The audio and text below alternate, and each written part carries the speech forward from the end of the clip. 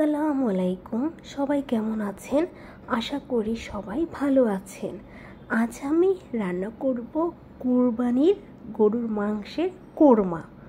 তো চলুন, এটা ঢাকাইয়াদের জনপ্রিয় একটি পছন্দের খাবার। কুরবানি আসবে আর কোরমা রান্না করবে না, সেটা কি হয়?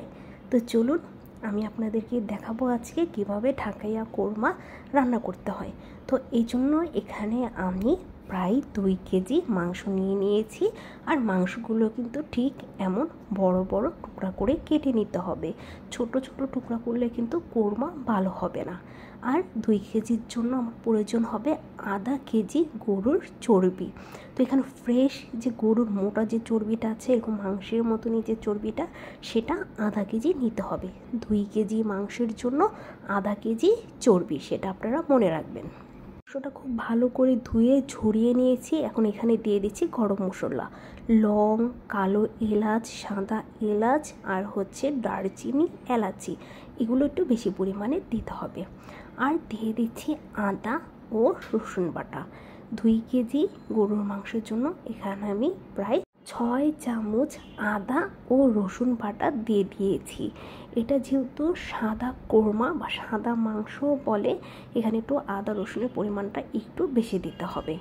তো আমি 6 টেবিল চামচ আদা ও রসুন বাটা দিয়ে দিচ্ছি। আর দিয়ে দিচ্ছি এখানে ভাজা গরম মশলা। আর এখানে দিয়ে দিচ্ছি আমি প্রায় 5 চামচ বাদাম বাটা। যে কোনো বাদাম আপনারা এখানে ইউজ করতে পারেন। আর কিন্তু এখানে কোনো মশলা যাবে না। আদা রসুন বাটা, বাদাম বাটা আর গরম মশলার গুঁড়ো, এগুলো দিয়ে আপনাকে এই গরুর কোরমাটা রান্না করে নিতে হবে। এখন কিন্তু আমি চুলার ভিতরে বসিয়ে দিয়েছি। আর চুলার ভিতরে মশলাটা খুব সুন্দর করে মিশিয়ে নিচ্ছি।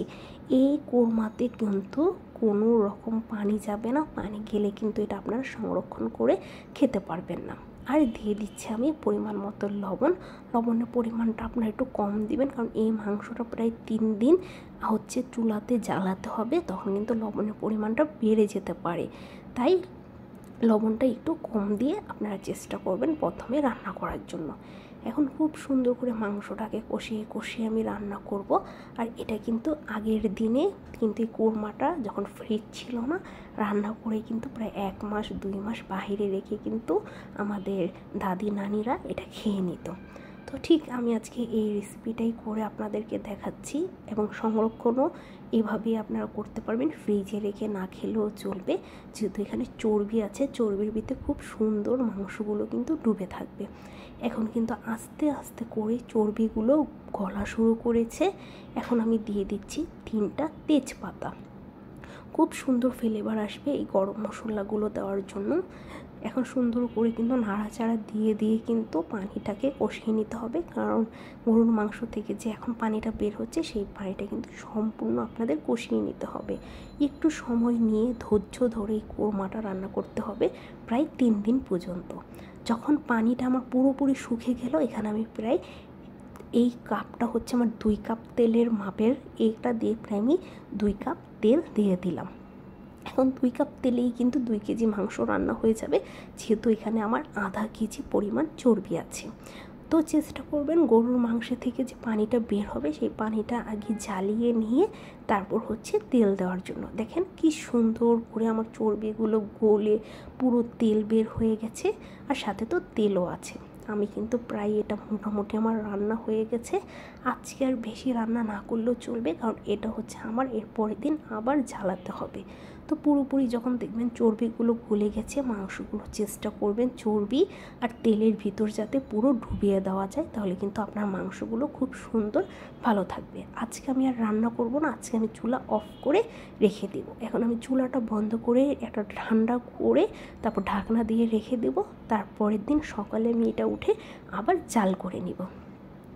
তো এর পরের দিন সকালে দেখেন মাংসটা কত সুন্দর পুরো চর্বির ভিতরে ডুবে আছে। মাংসটা কিন্তু কালকে কিন্তু পুরোপুরি সিদ্ধ হয়নি।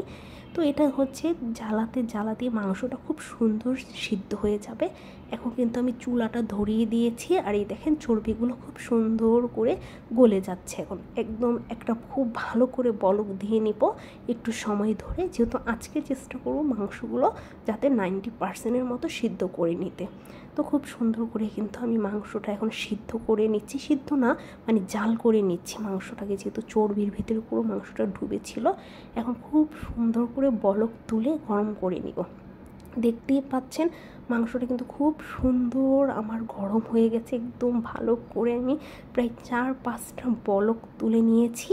তারপর আমি আবারও আজকে চুলাটা বন্ধ করে ঠান্ডা করে ঢাকনা দিয়ে রেখে দেব।